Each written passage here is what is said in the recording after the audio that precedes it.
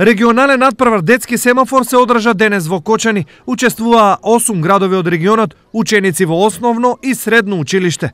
Јас водам екипа од Македонска каменица која што брои од 6 ученика, од кои имаме мала екипа од 6 оделение и поголемата екипа е од 8. Заеднички, значи, представува една екипа. Учеството во надпреварот е можно само доколку дечињата имаат добро познавање на сообраќајните прописи. Јас кога минувам улица секогаш внимавам на пешачкиот премин.